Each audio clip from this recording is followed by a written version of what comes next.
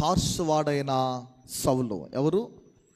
తార్సువాడైన సౌలు. ఈ వ్యక్తి మనందరికీ బాగా సుపరిచితుడు. క్రైస్తవులైన ప్రతి ఒక్కరికి సౌలు గురించి బాగా తెలుసు.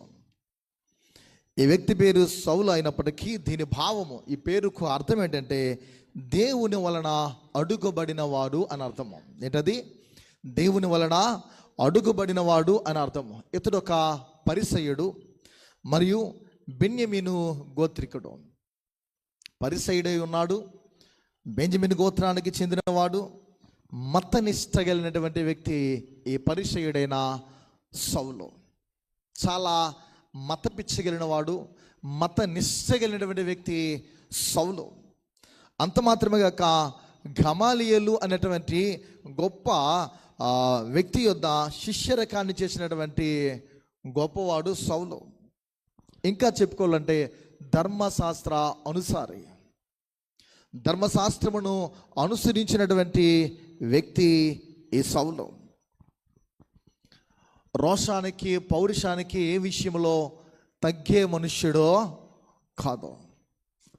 రోష పౌరుషము గలవాడు తార్సువాడైన సౌలు. ఇంకా ఇతని గురించి ఆలోచించాలంటే క్రైస్తవులంటే కిట్టనటువంటి వాడు, క్రైస్తవులంటే మెచ్చనటువంటి వాడు, క్రైస్తవులంటే ఏ విషయంలో కూడా నచ్చినటువంటి వాడు తార్సువాడైన సౌలు. యేసుక్రీస్తు అంటే ద్వేషము, యేసుక్రీస్తు అంటే నచ్చనివాడు తార్సువాడైన బెన్యమీను గోత్రానికి చెందినవాడైన సౌలు. ఇతడు తార్సు అనే గ్రామస్తుడు. పిల్లరా, యెరూషలేములో నివాసము చేసిన వ్యక్తి దమస్కు నగరంలో ఉన్న క్రీస్తు బిడ్డలను, యేసు క్రీస్తునందున్న మార్గంలో నడుస్తున్న వ్యక్తులను, ఆ బిడ్డలను చంపడానికి, హింసించడానికి, బాధించడానికి బయలుదేరుతూ ఉన్నటువంటి సిచ్యువేషన్ అది. 9th చాప్టర్లో 22 9వ అధ్యాయంలో మరియు 22వ అధ్యాయంలో ఇతను గురించి ఈ దమస్కు మార్గంలో వెళ్ళుచున్న సమయంలో జరిగిన సంఘటనల గురించి వ్రాయబడుతూ ఉన్నటువంటి మాటలు మనకి కనిపిస్తున్నాయి. యేసుక్రీస్తు యొక్క మార్గంలో ఉన్నవారిని ఒక విధంగా హింసించడానికి, చంపడానికి బయలుదేరిన వాడు. ఇతరులను హింసించుటలో, ఇతరులను శ్రమ పెట్టుటలో, తమను కానిటువంటి వ్యక్తులను, తనలాంటి మనుషులను బాధ పెట్టుటలో ఎదుటివారు తమ యొక్క భక్తిని పెంచుకుంటాము అని అనుకుంటూ ఉంటారు. అలాంటి కోవకు చెందినవాడు సౌలు. అంటే క్రైస్తవులను హింసిస్తే నా భక్తి ఎదుగుతుంది, నా భక్తి పెరుగుతుంది అని అనుకునేటువంటి మనస్తత్వం కలిగిన వాడు ఈ మత నిష్ట కలిగినటువంటి సౌలు. దాదాపు మన దేశంలో కూడా ఇలాంటి మనుషులు ఉన్నారు. నేటి కాలంలో క్రైస్తవులను హింసించడం, క్రైస్తవులను బాధించడం, తమ మతమును పెంచుకుంటున్నాము, తమ మతముపై మమకారము, ప్రేమ మాకు ఎక్కువ అవుతూ ఉంది, మా అభిమానాన్ని మేము చాటుకుంటున్నాము అనే భావనలో ఉన్నవారు నేటి కాలంలో మన యొక్క దేశంలో, మన రాష్ట్రాల్లో పిల్లరా ఉన్నారు. అలాంటి వ్యక్తి సౌలు. ప్రియ దేవుని సంఘమా, వీరు ఇతరుల కన్నీళ్లను తమ ఆనందాన్ని వెతుక్కుంటారు. ఇతరులు ఏడుస్తూ ఉంటే తనలాంటి మనుషులు నాలాంటి వాడే కదా, నాలాంటి వారేగా అనే మనుషులు ఏడుస్తూ ఉంటే, కళ్ళ నుండి బాష్ప బిందువులు వస్తూ ఉంటే వీరేం చేస్తూ ఉంటారంటే వారిని చూస్తూ ఆనందాన్ని వెతుక్కుంటూ ఉంటారు. క్రైస్తవు కూడా ఇలాంటి వారు చాలామంది ఉన్నారు. ఇతరులు ఓడిపోతుంటే ఆనందించేవారు, ఇతరులు జారిపోతూ ఉంటే, కృంగిపోతూ ఉంటే సంతోషపడేవారు, ఒకరు ఎదుగుతూ ఉంటే ఓర్వలేని వాళ్ళు. మన క్రిస్టియానిటీలో కూడా చాలామంది పిల్లరా లేకపోలేదు. పై అతికిన భక్తి పిల్లరా ఎప్పటికి కూడా మానవునిలో, తన జీవితంలో ఆత్మవంచనకు దారితీస్తుంది. యేసుక్రీస్తు వారు విత్తు అనే ఉపమానం చెబుతూ కొన్ని నేలల గురించి మాట్లాడుతూ ఉంటారు. మన్ను లేనటువంటి నేలను గురించి, రాతి నేలను గురించి మాట్లాడుతూ ఉంటారు. అంటే అక్కడ మన్ను లేకపోవడం వల్ల, మట్టి లేకపోవడం వల్ల అది పై పై ఎదిగి ఏమవుతుందంటే సూర్యుని యొక్క వెలుగు ఎక్కువ అవడం వల్ల ఏమవుతుంది, దానిలో ఎదుగుదల లేక అది విత్తనము లేదా మొక్క ఎండిపోతుంది. పై పై భక్తి ఎలా ఉంటుందంటే హృదయాల్లో పాదుకుపోదు, ఆంతర్యంలో నిలువదు. అలాంటి పై పూత భక్తి కలిగినటువంటి వ్యక్తి సౌలు. ధర్మశాస్త్ర అక్షర అనుసారుడు. ప్రలారా, ధర్మశాస్త్రం నేను పాటిస్తున్నాను అని అనుకుంటున్నాను, కానీ వాస్తవానికి ఆంతర్యములో దైవభక్తి లేదు. మీకు పరిసయ్యులు కానీ శాస్త్రులు కానీ మీరు చూస్తే యేసుక్రీస్తు వారు మరి బోధించిన సువార్తలు మనం ఆలోచిస్తే వారి భక్తి ఇలాంటిదే.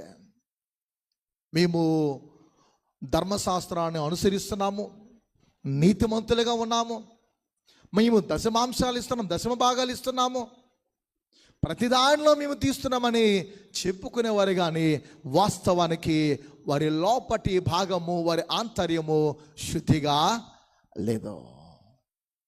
మనలో అలాంటి వారము ఉన్నామేమో. దశమ భాగాలు ఇచ్చి, ఆరాధనకి స్థానాన్ని ఇచ్చి, పైకి భక్తిగా బాగా కనిపించి, లోపట ఆంతర్య జీవితము ప్రభువుని యొక్క మెప్పును, మహిమను, ఘనతను పొందలేని పరిస్థితిలో ఉందేమో. దేవుడు మెచ్చని విధముగా, దేవునికి నచ్చని విధముగా, దేవునికి అంగీకార భావం మనలో లేని విధంగా మన జీవితాలు ఉన్నాయేమో. ఎలాంటి భక్తి అయితే ఆత్మ వంచనకు దారి తీస్తుంది అంటే తమ్ముడు తాము మోసపరుచుకోవడం. గలతీయులకు అంటాడు కదా పౌలు, మోసపోకిడి దేవుడు వెక్కిరింపబడుడు, మనుష్యుడా ఏమి విత్తుతున్నావో అదే పంట కోస్తావంట. అలాంటి పై భక్తి అయితే ఆత్మ వంచనకు దారి తీస్తుంది అంటే నేను నీవే మోసం చేసుకుంటావు, ఆత్మీయ జీవితంలో కడకు చివరకు ఓడిపోతావు. సౌలు, తార్సు వాడైన సౌలు బయలుదేరాడు. ఎక్కడికి? దమస్కు మార్గానికి బయలుదేరి దమస్కు ప్రాంతానికి వెళ్తూ ఉన్నాడు. ఆ మార్గము గుండా వెళ్తున్నాడు.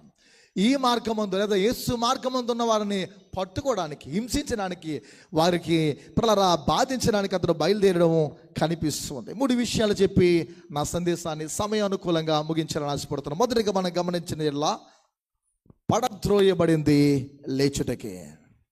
మొదటిది సౌలు జీవితంలో పడద్రోయబడింది లేచుటకి అనే మొదటి విషయాన్ని మనం నేర్చుకుందాం. తన మనస్సులో ఉప్పొంగే ద్వేషం అనే కెరటాల మీద ప్రయాణం చేస్తున్నాడు. లోపల ద్వేషం ఉంది ఎవరిపై? యేసుక్రీస్తుపై ఉంది. యేసుక్రీస్తును అనుసరించినటువంటి ఆయన యొక్క మనుషులపై ఉంది. ఆయన అంగీకరించిన బిడ్డల పట్ల ఉంది. ఏంటి? ద్వేషం ఉంది. ఆ ద్వేషం అనే కెరటాల మీద మనస్సులో ఉప్పొంగుతూ సౌలు ఏం చేస్తున్నాడంటే అధికార పత్రాలు పొందుకొని, అధికారుల యొక్క ఆమోద ముద్రను తీసుకొని అహంభావంతో తన జీవితంలో పిల్లడా ముందుకు వెళ్తున్నాడు. చూడండి, అహంభావం అంటది, గర్వం అనేది.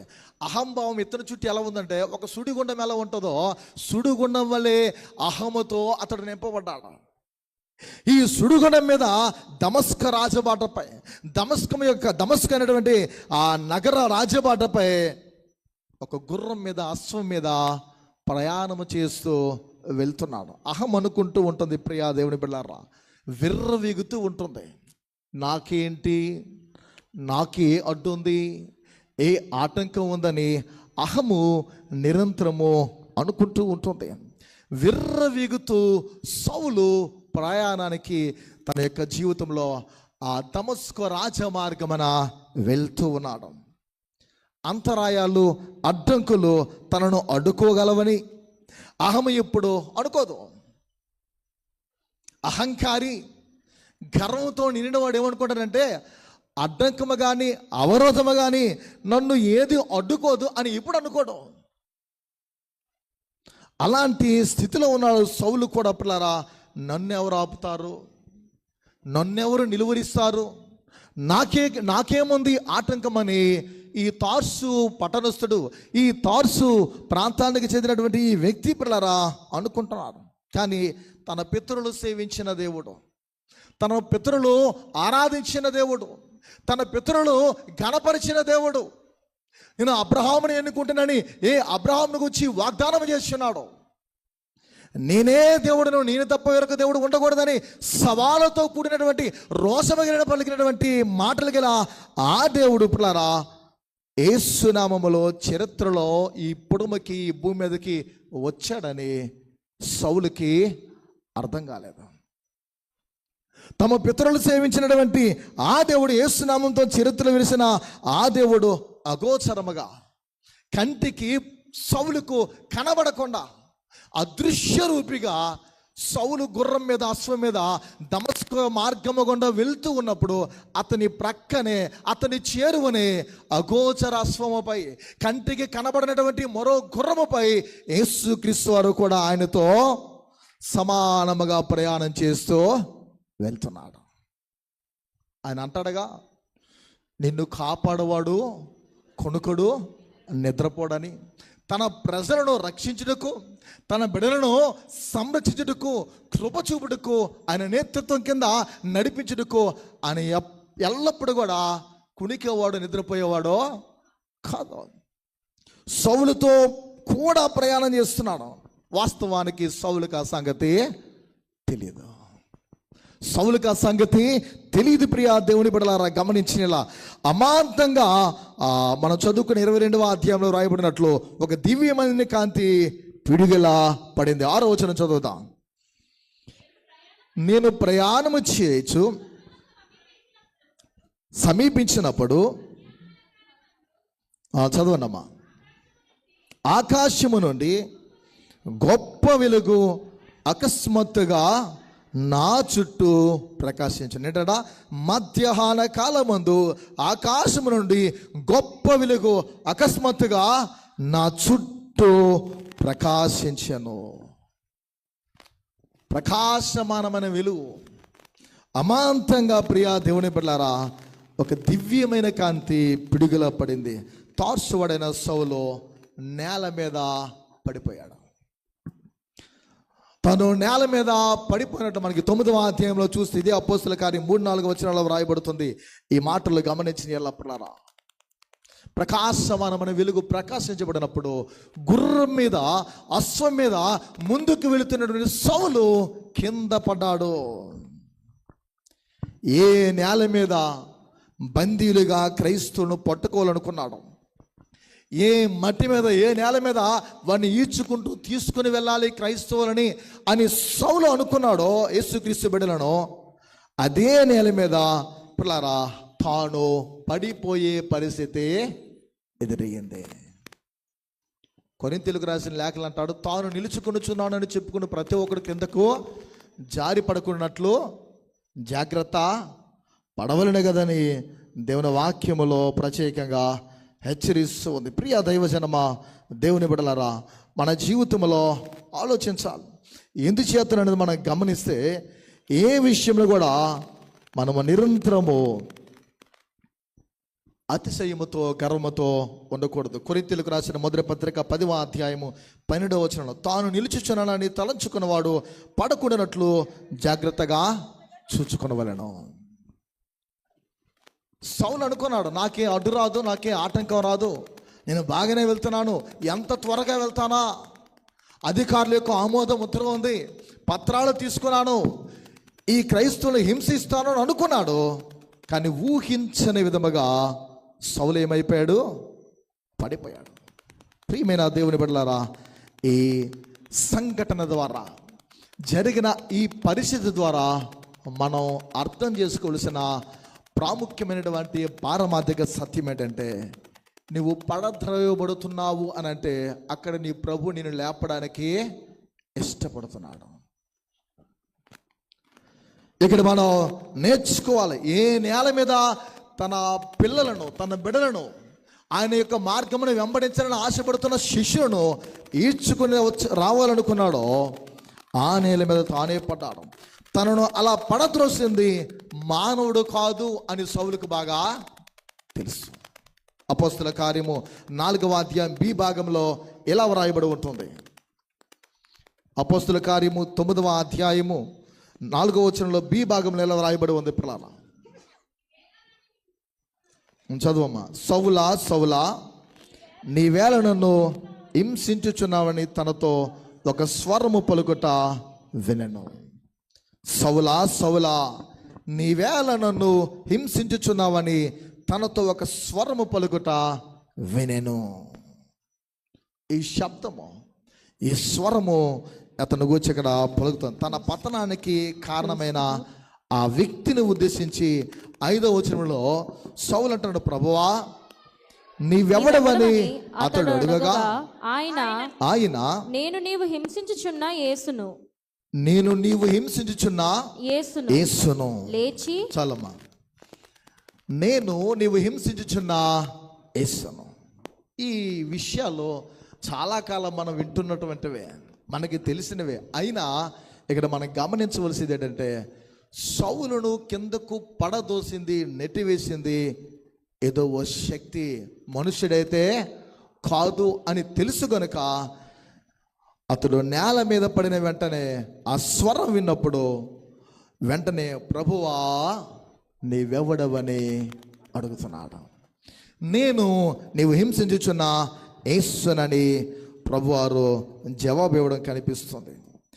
నీవు హింసించున్న యేసుననే మాటలో దమస్కు ఆకాశము ప్రతిధ్వనించింది. ఆ కాలంలో ఒక మాటలో చెప్పుకోవాలంటే పిల్లరా, ప్రకృతిలో ఆ క్షణమందు, ఆ కాలమందు మార్పు కనిపించింది.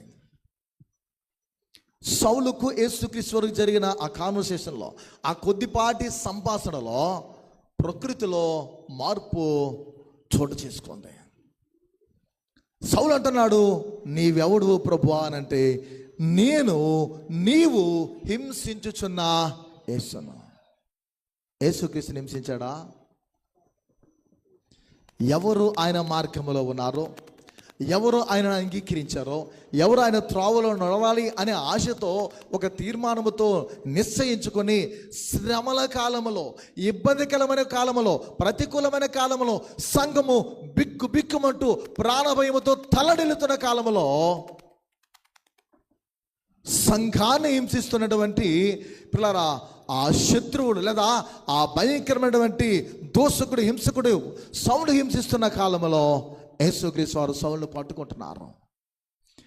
నీవు నన్ను హింసిస్తున్నావు, నా బిడ్డలకు నీవు ఏది చేస్తే అది నాకు చేసినట్లే. మత్తయి సువార్త 25వ అధ్యాయంలో రాయబడితే కదా, మిక్కిలి అల్పులైనటువంటి ఈ సహోదరునికి నీవు చేస్తే నాకును చేసినట్లు. నీవు హింసిస్తున్న యేసునని తెలియజేస్తున్నా. 6వ వచనం ఒకసారి చదవండమ్మా.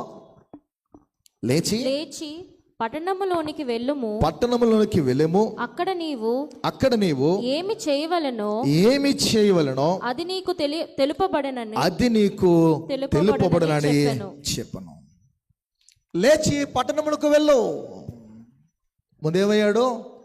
పడద్రోయబడను, నేల మీద పడద్రోయబడను. లేచి పట్టణంలోకి వెళ్ళమని ఆజ్ఞ సౌలుకు వినబడింది. అప్పుడు సౌలుకి అర్థమవుతుంది ఏంటంటే, ఈ యేసు దేవుడు తన పడద్రోసింది, తన కిందకు నెట్టివేసింది లేపుటకే అని అర్థమైంది. చాలా సందర్భాల్లో మన జీవితము సాఫీగా, సుఖమకరంగా లేదా సంతోషకరంగా, మనకు నచ్చినట్లు, నాకు అనుకూలంగా నా జీవితం బాగా ఉంది అని మనం అనుకుంటున్నప్పుడు, తెస్సలోనికీయులకు రాసిన పత్రికలో రాయబడినట్లు 2వ పత్రికలో అంటాడు, లోకము మౌనంగా ఉంది లేదా నెమ్మదిగా ఉంది, భయమేమీ లేదు అని వ్రాయబడినట్లు, ఆయన రాకడ గురించి తెలియజేస్తున్నట్లు, మన జీవితం బాగుంది, అద్భుతంగా ఉంది అని నీకు అనిపిస్తున్నప్పుడు ఊహించనటువంటి పరిణామాలు, పరిస్థితులు నీ వ్యక్తిగతమైన అనుభవాల్లో చోటు చేసుకుంటాయి. ఒక వ్యక్తి తర్వాత కుటుంబము. ముందు ప్రతి వ్యక్తిని దేవుడు పరిశోధిస్తాడు, పరీక్షిస్తాడు, పలు విధాలుగా శోధిస్తూ ఉంటాడు. ఆయన అన్ని విషయాల మనల్ని పరిశోధించగలిగిన దేవుడు, పరీక్షించగల దేవుడు, శోధించగలిగిన దేవుడు. అందుకే ప్రియా దేవుని బిడ్డలారా, సౌలుకి అర్థమవుతుంది, నేను కిందకు పడద్రోయబడింది లేచుటకు. మన జీవితం కూడా ఊహించని విధంగా మనం పడద్రోయబడినప్పుడు, మన పొజిషన్, మన పరిస్థితి, మన సిచ్యువేషన్ అంతా తారుమారైపోయినప్పుడు, తల్ల క్రిందలైపోయినప్పుడు, ఏంటి నా జీవితం ఇలా అయిపోయింది నీకు అనిపిస్తున్నప్పుడు దేవుడి నీ పట్ల చేయబోయే కార్యం అనేది నువ్వు స్మరణకు తెచ్చుకోవాలి. అంటే దేవునికి నువ్వు సహకరిస్తే, దేవుని యొక్క మాట వినడానికి నువ్వు ఇష్టపడితే నీ పరిస్థితి మారిపోతుంది, నీ జీవిత స్థితి మారిపోతుంది, నీ జీవిత వైఖరి అంటే నీ ప్రవర్తన, నీ గుణమంతా మారిపోతుంది. అది కీలకమైనటువంటి మలుపు. యేసుతో కూడా మనము లేపబడినట్లు దేవుడు మనల్ని క్రిందికి పడవేస్తాడు. ఇదే జీవితంలో ప్రతి మనిషికి మలుపు తిరిగే చోటు. నేను లేపడానికి అని ఎప్పుడైతే ఇష్టపడతాడో నీ కింద పడత్రోయబడినప్పుడు, నువ్వు కూరుకుపోయినప్పుడు, అది పాపం అవ్వచ్చు, వేరే ఏదో అవ్వచ్చు, నేను దేవుడు లేపుతున్నప్పుడు ఆ లేపబడినటువంటి పరిస్థితి తిరిగి నీవు ఆయనతో ఉండడానికి దేవుడు మళ్ళించే ఒక అద్భుతమైన మలుపు అదే అని నువ్వు నమ్మాలి. కానీ పెద్దగా మనం పట్టించుకున్నాం. ఒక ప్రమాదం జరిగి ప్రాణాపాయకరమైన పరిస్థితి నుండి తిరిగి మనం తప్పించబడినప్పుడు ఆ దినానికి కృతజ్ఞత చెప్పి మదించిపోతాం, మర్చిపోతాం. లేములో ఉన్నప్పుడు ఏ పరిస్థితి మన ఇంటిది లేదా మన జీవితానికి బాగోలేనప్పుడు దేవుడు సమృద్ధి కలుగు చేసిన తర్వాత అన్నీ మర్చిపోతాం. చేపలలాగా, చేపలు ఎలా ఉంటారంటే వాడబలి చేసి వీళ్ళందరూ, అంటే నాకు తెలుసు వాళ్ళ మధ్య ఒక 5 years చేశాను నేను. చేపలు పడనంత కాలము గ్యాప్ లేకుండా ప్రార్థనలు పెట్టేసుకుంటారు, చాలా సెంటిమెంట్ వాళ్ళకి. చేపలు పడిన తర్వాత ఖాళీ లేక ఒక ప్రార్థన కూడా పెట్టుకోరు, అసలు తీరుబడినది వరకు ఉండదు. ఇలాంటి వాళ్ళను ఉద్దేశించి, ఇజ్రాయేల్ను ఉద్దేశించి 8వ అధ్యాయం 2వ ఉపదేశకాండంలో రాయబడుతుంది. మీరు మదించిపోతారు, యెహోవాని ఎవడైనా అంటారు మీరు, ఎందుకంటే మీరు ఫలాలను, ఇండ్లను, తవ్వన బావులను సమస్త మీరు అనుభవించిన తర్వాత యెహోవాని మీరు మదించి మర్చిపోతారు కనుక, అందుకే నేను చెప్తున్నది, నేను తుదకు నేను అణుచుటకును పోషించుటకును నీ పితరులు ఎరిగిన మన్నతో నేను పోషించను అంటారు. నేను అణుచుటకును శోధించుటకును నీ పితరులు ఎరిగిన మన్నతో. అంటే మన ప్రభువు పరీక్షించగలిగిన దేవుడు. క్రిందకు పడిపోయినట్లు తోచిన సమయమే నీవు నిజంగా లేచి బ్రతుకుటకు దేవుడిచ్చిన తరుణం. అలాంటి సమయం ఏదైనా నీ జీవితంలో ఉందా? అలాంటి అనుభవము, అలాంటి సమయము సౌలు జీవితంలో చోటు చేసుకుంది. అదే మొదటి పాయింట్. తాను కిందకు పడద్రోయబడినది లేచుటకే, పడద్రోయబడినది లేచుటకే. అలాంటి సమయం నీ జీవితంలో, కిందకు పడిపోయినటువంటి సమయం ఏదైనా నీ జీవితంలో ఉందా? అదే నువ్వు లేచి తిరిగి బ్రతకడానికి దేవుడిచ్చిన అద్భుతమైన అవకాశము, అద్భుతమైన తరుణం. అలాంటివి ఎన్నో మన జీవితంలో పిల్లరా పట్టించుకోకుండా వెళ్ళిపోతున్నామేమో. దేవుడు నీ పట్ల తన కార్యాలను నీవు విస్మరించుకుంటున్నావేమో, మర్చిపోతున్నావేమో. దీర్ఘశాంతము గల దేవుణ్ణి, కార్యములు చేస్తున్న దేవుణ్ణి, నీ పట్ల తన యొక్క సంకల్పాలను నెరవేర్చడానికి ఇష్టపడుతున్న దేవుణ్ణి నువ్వు మర్చిపోతున్నావేమో. తాను పడద్రోయబడ్డాడు, అలా ఎప్పుడు జరుగుతుందని సౌలు అనుకోలేదు. ప్రియ దైవజనమ, ఈ విషయాలు మనం నేర్చుకోవాలి. ఎందుచేతనంటే మనం గమనించాలి, దేవుడు తన కార్యాలు అనునిత్యము చేయగల గొప్ప సమర్థుడు. రెండవదిగా మనం గమనించిన గుడ్డివాడయింది చూచుటకే. మొదటిదేంటి? పడద్రోయబడింది లేచుటకే. రెండవది గుడ్డివాడయింది అంతుడిగా మారినది చూచుటకే. పిల్లల 8వ వచనం చదువుదాం.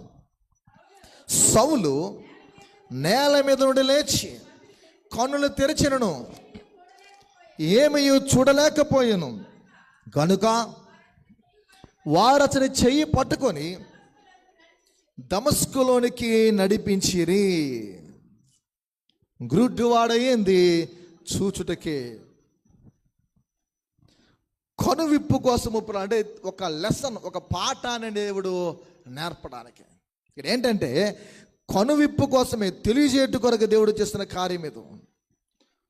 దేవుడు మన చూపుని లేదా మన దృష్టిని బంధిస్తాడు. శారీరక చూపు దెబ్బతిన్నాకే తార్సువాడైన సౌలు ఆత్మ సంబంధమైన దృష్టి లేదా ఆధ్యాత్మికమైనటువంటి చూపు, ఆధ్యాత్మికమైన దృష్టి మెరుగయ్యింది.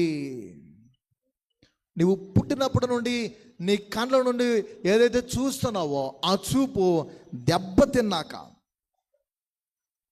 అంధకారముతో మొత్తబడిన తర్వాత, అది చీకటి అయిపోయాక తార్సువాడైన సౌలు ఆధ్యాత్మికమైన దృష్టి ఇక్కడ మెరుగైంది. తను చూస్తున్నాడు కానీ కనులు తెరిచిన ఏమయో చూడలేకపోతున్నాడు. కనుక వారు అతను చెయ్యి పట్టుకుని దమస్కులోనికి నడిపించారు. యేసు పంపిన అననీయ సౌలు జీవితంలో చేయు కార్యము 18వ వచనంలో రాయబడుతుంది. పిల్లారా గమనించిన ఇలా అతను గురించి ఆ మాటలు మనకు అర్థమవుతుంది. అప్పుడే అతని కన్నుల నుండి పొరల వంటివి రాలగా దృష్టి కలిగి లేచి బాప్తిస్మము పొందెను. తర్వాత ఆహారము పుచ్చుకొని బలపడెను.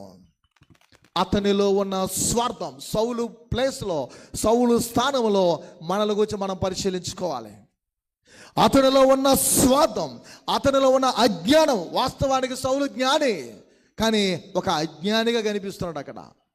అతనిలో ఉన్న అజ్ఞానము, అతనిలో ఉన్న స్వనీతి మొదలైన పొరలు కళ్ళ నుంచి రాలిపోవాలంటే ముందు మన కళ్ళు పౌలు వలె లేదా సౌలు వలె, పౌలుగా మారక ముందు సౌలు వలె మన కళ్ళు ఏమవ్వాలంటే మబ్బులు పాలవ్వాలి. నీ కళ్ళు మబ్బులు పాలవైతేనే నీ కంటి నుండి స్వార్థము, అజ్ఞానము, స్వనీతి, పాప సంబంధమైన ప్రతిదీ కూడా పొరల వంటివి రాలిపోతేనే నిత్యమైన దృష్టి, అద్భుతమైనటువంటి ఆత్మ సంబంధమైన నేత్రాలు నీవు పొందుకోగలవు. మీకు అందరికీ తెలుసో లేదో, అందరికీ సుపరిచితమైందే. ఎలీషా కాలంలో సిరియన్ల చుట్టూ ఆవరించినప్పుడు ఆ రథాలు చూసి భయపడిపోతూ ఉంటాడు. అప్పుడు అంటాడు, ప్రభువా వీరి కండ్లు తెరువన్నట్లు అన్నప్పుడు అప్పుడు అగ్ని రథాలు అతనికి కనిపిస్తాయి. వాస్తవానికి మన కండ్లతో చూసే ప్రతిదీ వాస్తవము, నిజమనేది కాదు. సత్యానికి వాస్తవానికి చాలా తేడా అనేది ఉంది. ప్రియా దేవుని బిడ్డలారా, అందుకే మనం గమనించవలసింది, తెలుసుకోవాల్సింది, మన కళ్ళు పిల్లరా మబ్బులు పాలవ్వాలి అంటే మన కళ్ళు దెబ్బతినాలి. లోకమును చూస్తున్న మనము, లోకంలో ఉన్నటువంటి రంగుల వలయాలు చూస్తున్న మన కళ్ళు లోక సంబంధమైన దృష్టి నుండి మనం మరచబడాలంటే, ఆత్మ సంబంధమైన నేత్రాల దృష్టిని మనం పొందాలంటే, దేవుని వైపు మన యొక్క దృష్టి కేంద్రీకరింపబడాలంటే సౌలు వంటి దెబ్బ మనకు కూడా తగలాలి. దెబ్బ తగలకుండా, శ్రమ పడకుండా, కష్టం ఎదురవ్వకుండా, బాధ, నొప్పి అనేది, పెయిన్ అనేది చోటు చేసుకోకుండా ఏ వ్యక్తి తన జీవితంలో ప్రభువులో స్థిరపరచబడలేడు. ఇది వాస్తవం.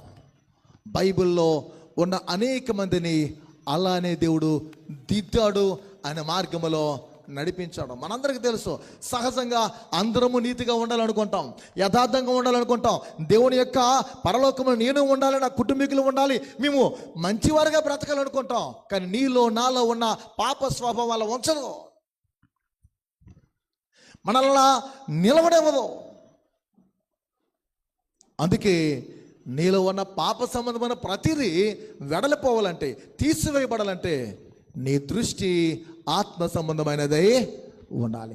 నీ దృష్టి ఆత్మ సంబంధమై ఉన్నప్పుడు నీ లోపలటువంటి భావాలు, నీలో ఉన్నటువంటి ఆలోచనలు సమస్తం కూడా ప్రభు వశమై ఉండడానికి దేవుడు కార్యాల్లో చేస్తాడు. వెలుగులో తన కళ్ళను దేవుని కోసం వినియోగించలేని దుస్థితి ప్రాప్తిస్తే, చూడండి, కంటికి కనబడుతున్న ఈ వెలుగులో, ఈ వెలుతురులో దేవుని కోసము ఉపయోగించగలిగినటువంటి ఆ కళ్ళు యొక్క దుస్థితి ప్రాప్తిస్తే చీకటిలో నుండి వెలుగును పుట్టించగల దేవుడు. అవునా కదా? చీకటిలో నుండి ఆయన ఏం చేస్తాడు? వెలుగును పుట్టించాడు. నీ వెలుగులో ఉన్నప్పుడు నీ జీవితంలో దేవుని కోసం నువ్వు వినియోగకరంగా, ఉపయోగకరంగా లేకపోతే దేవుడిని చీకటిని పారద్రోలే వెలుగును అనుగ్రహిస్తాడు. పిల్లారా, మళ్ళీ చీకటిని కలుగజేస్తాడు. ఇదే పాపపు చీకటి కాదు, సిలువ చుట్టూ అలముకున్నటువంటి పరిస్థితి అంటారు. ఆ అంధకారం ఏదైతే ఉందో, ఈ చీకటి గర్భంలోనే సౌలును దేవుడు ఒక కొత్త కళ్ళు, నూతనమైనటువంటి కళ్ళను అమర్చినట్లు నూతనమైన క్రొత్త దృష్టిని దేవుడు సౌలుకి ప్రసాదించాడు. చూడండి, సిలువ వేయబడుచున్నప్పుడు ఆ సిలువ చుట్టూ అంధకారం అనేది కమ్ముకుందని మనం వింటాం. గుడ్ ఫ్రైడే దినమంతం రమారమి 3 గంటల సమయంలో ఏమైపోయిందని?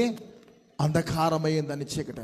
ఆ చీకటి మన చుట్టూ చుట్టూ కమ్ముకోవాలి. పిల్లరా, ఈ చీకటి గర్భంలో సౌలుకి ఎలా నూతనమైన దృష్టి వచ్చిందో మన బ్రతుకు కూడా, మన జీవితాలకు కూడా నూతనమైన చూపును, దృష్టిని దేవుడు ప్రసాదిస్తాడు. తెరచుకున్న కళ్ళలో పుట్టిన గుడ్డితనము నిత్య మరణం. తల్లి గర్భము నుండి భూమికి వచ్చినప్పుడు తన కండ్లు ఏవైతే ఉన్నాయో, ఏ చూపు అయితే చూస్తున్నాడో ఆ చూపు పిల్లరా పుట్టిన వెలుగు, ఆ కళ్ళ నుండి వచ్చిన వెలుగు నిత్య మరణం అయితే, కోల్పోయినటువంటి ఆ గుడ్డితనం ఏదైతే తన జీవితంలో చోటు చేసుకుందాం, అందురుగా ఎప్పుడైతే కనిపిస్తున్నాడో ఆ దృష్టిని కోల్పోయిన దాని నుండి మరలా తన సమస్త పాపాలనే పొరల వంటిగా రాలినప్పుడు, కోల్పోయినటువంటి చూపు నుండి మరలా తన కండ్లు తెరుచుకున్నప్పుడు వచ్చే ఆ దృష్టిలో ఉన్నది నిత్య జీవముతో కూడిన వెలుగు. అందుకే ఒక అంధునికి, ఒక బ్లైండ్కి ఉన్నటువంటి ఆలోచన కానీ, తనకున్నటువంటి గొప్ప వేగిరిపాటు కానీ కండ్లు ఉన్నవాడు చూస్తున్న వానికి ఉండదు. వానికి ఉన్నటువంటి ఏకాగ్రత, వానికి ఉన్నటువంటి కాన్సన్ట్రేషను పిల్లరా కండ్లు గెలిన వానికి ఉండదు. అంధుడికి అంతలా ఉంటుంది. గుడ్డివాడు మరో గుడ్డివాడికి తావు చూపగలంటే వాస్తవానికి చూపించలేడు. యేసుక్రీస్తు వారే మాట్లాడతాం. మనం అంధులుగా ఉండకూడదని ఆయన తెలియజేస్తున్నాడు. 13వ కీర్తన 9వ చరణంలో ఎలా వ్రాయబడి ఉన్నది? 13వ కీర్తన 9వ చరణం ఈ రీతిగా లేఖనాల్లో వ్రాయబడి ఉన్నది. పిల్లారా 4వ చరణం, నేను మరణ నిద్ర నొందకును వాని గెలిచితనని నా శత్రువు చెప్పుకొనకుండను. నేను తూలిపోయి ఉండగా నా విరోధులు హర్షింపకుండను. నా కన్నులకు వెలుగు నిమ్ము. చాలమ్మా. నా కన్నులకు వెలుగిమ్ము. యెహోవా నా దేవా, నా మీద దృష్టి ఉంచి నా కుత్రమేము అని అంటూ, నేను మరణ నిద్ర నొందకుండను వాని గెలిచితనని నా శత్రువు చెప్పుకొనకుండను. నేను తూలిపోయి ఉండగా నా విరోధులు హర్షిస్తున్నటువంటి సమయంలో నా కన్నులకు వెలిగిమ్ము. మూసుకున్న కళ్ళ నుండి పిల్లరా మన జీవితంలో దేవుడు గొప్ప కార్యాలు చేయగలుగుతాడు. తను గుడ్డివాడైంది చూచుటకే. పుట్టినప్పటి నుండి చూస్తున్న ఆ చూపుని దేవుడు తీసి అద్భుతమైన దృష్టిని ప్రసాదించాడు. అక్కడి నుండి పార్శ్వవాడైన సౌలు యొక్క చూపు మారింది. తన ఆలోచన ధోరణ మారింది. తనలో ఉన్న అజ్ఞానం పోయింది. తనలో ఉన్న స్వనీతి పోయింది. అతడిలో ఉన్నటువంటి ప్రియ దేవుని బిడ్డలారా, స్వార్థం అనేది, అతిశయం అనేది, గర్వం అనేది పోయింది. ఎంతలా విర్రవీగే ఆ మనుష్యుడు, ఒక సింహం వలె విర్రవీగుతున్న మనుష్యుడు చాలా మృదువుగా మారిపోయి గమ్మాలీయుల యొద్ద శిష్యరకాన్ని అభ్యసించిన ఈ మనుష్యుడు అననీయ యొద్ద చూపు లేని వాడిగా అన్నపానాలు మానుకొని కూర్చున్నప్పుడు దేవుడు అననీయాన్ని పంపించినప్పుడు జరిగిన కార్యము 18వ వచనంలో మనం చదువుకున్న ప్రియ దేవుని బిడ్డలారా. తను పడద్రోయబడినది చూచుటకే, రెండవది గుడ్డివాడైంది. పడద్రోయబడింది లేచుడికే, గుడ్డివాడైంది చూచుటకే. అంటే మన జీవితంలో కూడా పడద్రోయబడుతున్న సమయంలో, అది ఏ సిచ్యువేషన్ అయినా, ఏ స్థితిలోనైనా సరే, మన దేవుడు తిరిగి లేపుతాడు అని మనం ఏం చేయాలి? విశ్వాసం ఉంచాలి. మన చూపులో కూడా చూడరాని అనేక మనం చూస్తూ ఉంటాం. అందుకే యోబు అంటాడు, నా కన్నులతో నిబంధనను చేసుకుంటానంటాడు. మన చూపును, మన దృష్టిని మార్చగలవాడు దేవుడే. నీవు చూచినట్లు, ప్రభువా వీడు నిజముగా చూచినట్లు, ఇన్ని కన్నులు తెరవమన్నట్లు మన కండ్లను తెరవగల దేవుడు. అందుకే నీ కండ్లను, నీ యొక్క ఈ కన్నులను దేని కొరకు ప్రయోగిస్తున్నావు, ఎలాంటి వాటి కొరకు ఉపయోగిస్తున్నావు అనేది మనం గమనించాలి. సౌలు ఉపయోగంగా ఉన్నటువంటి ఆ కన్నులు ఒకప్పుడు దేవునికి వ్యతిరేకంగానే ఉన్నాయి. వాటిని దేవుడు మబ్బుల పాలు చేసి నూతనమైన చూపుని దేవుడు ప్రసాదించాడు. చివరి కూడా చెప్పి ముగించుకుందాం పిల్లరా. 3వది, తన మార్గంలో వెళ్ళినది యేసు మార్గాన్ని పట్టడానికే. 17వ వచనంలో ఒకసారి చదువుకుందాం పిల్లరా. తన మార్గంలో వెళ్ళినది యేసు మార్గంలో పట్టణం. అననీయ వెళ్ళి ఆ ఇంట ప్రవేశించి అతని మీద చేతులుంచి, సౌలా, సహోదరుడా, నీవు వచ్చిన మార్గములో నీకు కనబడిన ప్రభువైన యేసు నీవు దృష్టి పొంది పరిశుద్ధాత్మతో నింపబడినట్లు నన్ను పంపి ఉన్నాడని చెప్పాను. యేసు అననీయను సౌలును పిల్లరా ఏ రీతికి ఇరువురి మధ్య తన కార్యం చేస్తున్నాడో కనిపిస్తుంది. అననీయ పలుకుతున్న మాట, అననీయ వెళ్ళి ఆ ఇంట ప్రవేశించి అతని మీద చేతులుంచి, సహోదరుడు నీ వచ్చిన మార్గంలో నీకు కనబడిన ప్రభు యేసు నీవు దృష్టి పొంది పరిశుద్ధాత్మతో నింపబడినట్లు నన్ను పంపి ఉన్నాడని చెప్పను. సౌలును పలకరిస్తున్నాడు అననీయ. పిల్లరా ప్రతి మానవుని త్రోవకు సమాంతరగా అంటే సమానుకూలంగా యేసుక్రీస్తు యొక్క రక్తము లేదా ఆయన రక్షణ ప్రయాణము చేస్తూనే ఉంటుంది. మనం అనుకుంటా ఈరోజు ఆఫీస్కో లేదా ఒక కూలి పనికో లేదా ఒక ఊరు ప్రయాణానికో ఉదయకాలం లేచి మనం బయలుదేరి వెళ్ళిపోతూ ఉంటాం. చాలామంది ప్రార్థన చేసుకుంటాం, చాలామంది ప్రార్థన చేసుకోరు. వాస్తవానికి 100కి ఒక 2 or 3% మాత్రమే చాలామంది చేసుకునేవారు ఉంటారు. మిగతా వాళ్ళు ఎవరు ప్రార్థన చేసుకోరు. కొంతమంది ఏం చేస్తారంటే క్యాలెండర్ ఏదైతే ఉందో ఆ క్యాలెండర్ పట్టుకొని ఇలా స్పీడ్గా ఈరోజు ఏముందనే వాక్యము చదివేసి వెళ్ళిపోతూ ఉంటారు. అంటే జనరల్ జరిగేది ఇది ప్రతి ఇంటిలో. నువ్వు ఆ దినం ప్రార్థన చేసినా చేయకపోయినా, నువ్వు బైబిల్ చదివినా చదవకపోయినా, దేవుడు ఎలాంటి వాడంటే నువ్వు ప్రయాణానికి సిద్ధపడి వెళ్తున్నటువంటి ఆ కాలంలో ఆ సమయంలోనే నీతో కూడా సమానంగా యేసు రక్షణ ఆయన రక్తము ప్రయాణము చేస్తూనే ఉంటుంది. ఇది నీవు నమ్మినా నమ్మకపోయినా ఇది వాస్తవం. ప్రియా దేవుని సంగమ, నిన్ను ఆయన పడద్రోసిన, నిన్ను గుడ్డివానిగా చేసిన, ఏది చేసినా, నిన్ను అవిటివానిగా చేసిన, నిన్ను ఇబ్బంది పెట్టినా, ఎలాంటి కార్యం నీ జీవితంలో చోటు చేసుకున్నా, నీ బ్రతుకు తల్ల క్రిందలుగా మారిపోయినా అది దేని కొరకంటే తన మార్గములో నిన్ను మళ్ళించడానికి దేవుడు చేస్తున్నాడు. తన మార్గంలో మనల్ని మళ్ళించడానికి ఏ విషయమైనా సరే దేవుడు నిన్ను శోధించవచ్చు. తన మార్గంలో త్రిప్పుకోవడానికి, తన మాట వినడానికి యాకోబు యొక్క తొడగూడు ఉసిలిపోయినట్లు ఆయన చేసేసాడు. అంతవరకు ఎలా ఉన్నాడు యాకోబు? ఒక మగ సిరిగెళ్ళినవాడు. యాకోబు ఏదైనా చేసేయగలడు. నీవు నన్ను దీవిస్తే కానీ, నీవు నన్ను ఆశీర్వదిస్తే కానీ నేను విడిచిపెట్టను అని ప్రార్థించిన యాకోబు, తెల్లవారి వరకు పెనుగులాడిన యాకోబు ఆ దినం ఆశీర్వాదం పొందుకునేది ఏంటంటే కుంటుడైపోయాడు. చేతి కర్ర సహాయం లేకుండా అద్భుతంగా నడిచినటువంటి ఈ బలాఢ్యుడు ఎబ్బోకరేవు యొక్క ఆ కాలంలో సూర్యోదయమైన పిమ్మట, అరుణోదయమైన పిమ్మట ఒక కర్ర పట్టుకుంటే కానీ నడవలేడు యాకోబు. అంటే నిన్ను పడద్రోసిన, నీ కళ్ళు మబ్బులు పాలైనట్టు నిన్ను అవిటివాడిగా గుడ్డివాడిగా చేసిన, నీ తొడగోడు ఒసిలిపోయినట్టు నేను చేసిన, నిన్ను విరిచేసిన, ఏం చేసినా ఆయన తన మార్గంలో మళ్ళించడానికి నిన్నో చేస్తాడు. విరిచిన దేవుడు తిరిగి బాగు చేయగలడు. అస్వస్థతకు గురి చేసిన దేవుడు స్వస్థపరచగలడు. బలహీనపరిచిన దేవుడు బలవంతునిగా మార్చగలడు.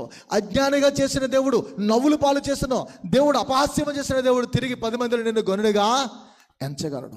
ఈ సౌలు, ఈ మూర్ఖుడు, ఈ క్రూరుడు, ఈ హింసకుడు లోకాన్ని తల్లక్రిందులుగా చేసేవాడిగా ఎలా మారిపోయాడో మనకి ఆయన చెప్పిన ఈ సాక్ష్యమే అద్భుతము పిల్లారా. అందుకే ఆయన మార్గమును అనుసరించిన వారిని బంధించాలనుకున్నాడు సౌలు.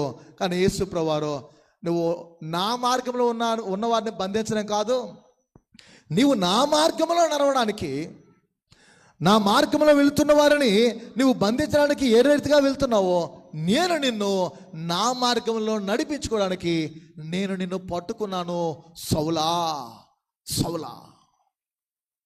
ప్రియా దేవుని బడలా, దేవుని సంగమా, నీ ఆలోచన ఎలా ఉంది? మనం మొదటి భాగంగా యెషయా గ్రంథం చదువుకున్నాం. అక్కడ ఒక మాట కనిపిస్తుంది, ఇది చదివి ముగించుకుందాం పిల్లారా. 6వ అధ్యాయంలో ఏ రీతిగా వ్రాయబడి ఉన్నది? 6వ అధ్యాయంలో చూస్తే, అప్పుడు ఆ శరాపులలో నొకడు, అది కాదమ్మా, గమనించిన ఇలా అమ్మ నేను రెఫరెన్స్ చెప్తాను, నేను రెఫరెన్స్ చెప్పాలి కదా.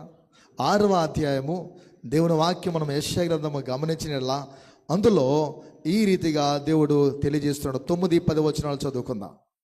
ఆయన నీవు పోయి ఈ జనులతో ఇట్లనము, మీరు నిత్యము వినుచుందరు గాని గ్రహింపకుందరు, నిత్యము చూచుచుందరు గాని తెలుసుకొనకుందరు. వారు కన్నులతో చూచి చెవులతో విని హృదయముతో గ్రహించి మనస్సు మార్చుకొని స్వస్థత పొందకపోనట్లు ఈ జనుల హృదయము క్రొవ్వు చేసి వారి చెవులు మందపరిచి వారి కన్నులు మూయించమని చెప్పాను. కన్నులున్నాయి, హృదయం ఉంది, చెవులు ఉన్నాయి, కానీ వినేవారిగా లేరు, చూసేవారిగా లేరు, క్రొవ్వు పట్టిన వారిగా ఉన్నారు. ప్రియా దేవుని బిడ్డలారా, అలాంటి వారిని గురించి దేవుడు అంటున్నాడు, నేను ఎవరిని పంపేదను అని అంటే ప్రభు నేను ఉన్నాను అని యెషయా మాట్లాడుతూ ఉన్నాడు, తెలియజేస్తూ ఉన్నాడు. వారు చూడాలి, వారు వినాలి, వారు నన్ను ఎరగాలి, నీ వెళ్ళు ప్రకటించు. మనం కళ్ళుండి చూడలేని వారిగా ఉంటున్నామేమో, చెవులుండి వినలేని వారిగా ఉంటున్నామేమో, హృదయం ఉండి కొవ్వు పట్టిన వారిగా ఉంటున్నామేమో. దేవుడు అంటున్నాడు, నీవు అలా ఉంటే నీ బ్రతుకు మారాలి. సౌలు ఒక క్రూరుడు, చూస్తున్నాడు కానీ చూపు మంచిది కాదు. సౌలు ఒక హింసకుడు, చెవులు ఉన్నాయి కానీ తనకు నచ్చినవి ఉంటాడు, కానీ నా మాటలో వినడు. సౌలుకు హృదయం ఉంది కానీ ఆ హృదయం అంతా స్వనీతితోనే నింపబడింది, కానీ వాడు నా మార్గములో రావాలి. పిల్లరా, మూడవది ఏం చెప్తున్నాం? తన మార్గములో వెళ్ళింది. సౌలు తన మార్గంలో వెళ్తున్నాడు, తనకు సూటిగా కనబడుతున్న మార్గంలో వెళ్తున్నాడు, కానీ ఆ మార్గంలో వెళ్తున్నది యేసు మార్గమున పట్టడానికి. ప్రియమైన దేవుని పిల్లరా, వారిని బంధించాలనుకున్నాడు, కానీ సౌలే బంధించబడ్డాడు. ప్రభు తన కృపతో సౌలును బంధించి తన రక్తములో ప్రదర్శించిన తన మార్గములో విడుదల చేశాడు. అందుకే అననీయ ద్వారా దేవుడు తెలియజేసిన అద్భుతమైన మాటలు కనిపిస్తాడు. అతడు నా నామము కొరకు ఎన్ని శ్రమలు పొందాలో, ఎంతలా వాడబడాలో నేను ప్రణాళికను కలిగి ఉన్నాను అన్నాడు. అందుకే 12 మంది అపోస్తులు లేదా 11 మంది అపోస్తులు మనం చూస్తే ఇస్కరియోతును యోధాను విడిచిపెట్టి తర్వాత చీట్లు వేసి ఎంపిక చేసిన మత్తయితో కూడా మనం ఏకీపిస్తే పిల్లరా, వీరందరి జీవితంలో వారు చేసిన ఒక పరిచర్య వేరు. అదంతా ఒకటైతే కేవలము తార్సు వాడైన సౌలు పౌలుగా మారి అతడు చేసిన పరిచర్య వేరు. క్రొత్త నిబంధన అంటేనే సౌలు పౌలుగా మారి 14 పత్రికలు రచించి దేవుని యొక్క నామ మహిమార్థము జీవించాడు. ఎక్కడ రాజీ పడలేదు.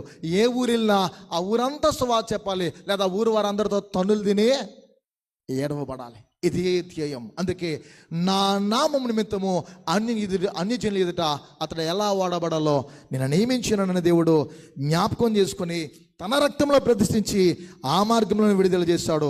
తార్సువాడైన సౌలు యేసువాడు అగుటకే, యేసు యొక్క బిడ్డగా కుమారుడుగా అవుటకే దేవుడు సంకల్పించిన ఈ దమస్క మార్గము. ప్రియా దేవుని బిడ్డలారా, ఆ సంఘటన యొక్క ఉద్దేశము దేవుని యొక్క ప్రణాళికలో గమనించిన ఎలా పౌలుగా మారుటకే. ఈ తార్సు వాడైన సౌలు పౌలయ్యాడు. ఈ పౌలు శిరచ్ఛేదనము చేయబడంతగా, అతసాక్షిగా మారేంతగా దేవుని కొరకు వాడబడ్డాడు. పౌలు అంటే చిన్నవాడు లేదా తగ్గింపు అనే భావము. అంతలా విర్రవీగిన సౌలు పౌలుగా తగ్గింపు స్వభావానికి వచ్చి యేసు యొక్క శిష్యునిగా లేదా ఆయన యొక్క పరిచారకునిగా అపోస్తలుడిగా వాడబడ్డాడు. ప్రభు దృష్టిలో పెద్దవానిగా, క్రైస్తవుల యొక్క ఉద్దేశంలో గొప్పవానిగా వెలుగునుందాడు. ఈ మాటలు వింటున్న నీవు నేను కూడా సౌలు పౌలుగా మారి దేవుని భక్తిలో, పరిచర్యలో, శ్రమల్లో ఎలా అతసాక్షిగా జీవించాడో అలాంటి సాక్ష్యంతో కూడిన జీవితాలు మనలో రావాలి. అలా రావాలంటే మనలో ఉన్న సౌలులో పోవాలి, పౌలుగా మారాలి. అలాంటి ధన్యతను దేవదేవుడు మనందరికీ దయచేయాలని అందరం తలలో ఉంచుకుందాం, ప్రార్థిద్దాం. దేవుడి మాటలు దీవించినగాక. ఆమేన్. ప్రార్థిద్దాం పిల్లరా. నిజమే ప్రభు, ఒక సౌలు పరిసయ్యుడు, ఒక సౌలు బెన్యమీనీయుడు, మతనిష్ట కలిగిన వాడు, ధర్మశాస్త్రాన్ని ఎరిగినవాడు, ఇతరులు హింసించడంలో ఆనందాన్ని, భక్తిని పెంచుకున్నవాడు. కానీ సౌలులో నీవు గొప్ప కార్యాలు చేశావు. తను పడద్రోయబడినది లేచుటకే అని నీవు నిరూపించావు. తాను గుడ్డివాడయింది చూచుటకే అని నువ్వు నిరూపించావు. తన మార్గంలో వెళ్ళినది నా మార్గంలో అనగా యేసు మార్గంలో పట్టబడ్డానికే. నీ మార్గము నీవు ఉంటున్నావేమో, కానీ నీ మార్గం కాదు, యేసు మార్గంలో రావాలి. నువ్వు చూస్తున్న చూపు ఆత్మ సంబంధమైనది అయి ఉండాలి. ఒక పౌలుగా మారాలి. ప్రార్థిద్దామా? పరిశుద్ధుడా, ప్రేమ కలిగిన దేవా, నీ స్తోత్రాలు. విత్తబడి నీ కొద్ది వాక్కులు బడి ప్రార్థిస్తున్నాం. నీరుకట్టి ఫలింపచేయండి. వాక్యానుసారమైన జీవితాల్లో వాక్యానుసారమైన ప్రవర్తన మాకు కలుగ చేయండి. ప్రభువు యెహోవా సెలవిస్తున్నాడు, వారు చూస్తున్న చూపు సరిగా లేదు. వారు కళ్ళున్నాయి కానీ వారు చూడలేని వారుగా ఉన్నారు. వారు చెవులున్నాయి కానీ వినలేని వారుగా ఉన్నారు. నువ్వు హెచ్చరిస్తున్నావు దేవా హెషయా ద్వారా. మా బ్రతుకులు అలా ఉండక నీకు అనుకూలుగా, నీకు ఇష్టలుగా, నీ మాట చొప్పున జీవించేవారుగా, మేము గ్రహించేవారుగా ఉండడానికి నీ ధన్యతను మాకు చేకూర్చండి. మేము సౌలులుగా కాక పౌలులుగా మాదిరిగా ఉండే ధన్యతను మా బిడ్డలందరికీ, మా సంఘాన్ని కలుగ చేసి మీరు మహిమ పొందమని యేసు నామములో ప్రార్థన విడుచున్నాను తండ్రి. ఆమేన్.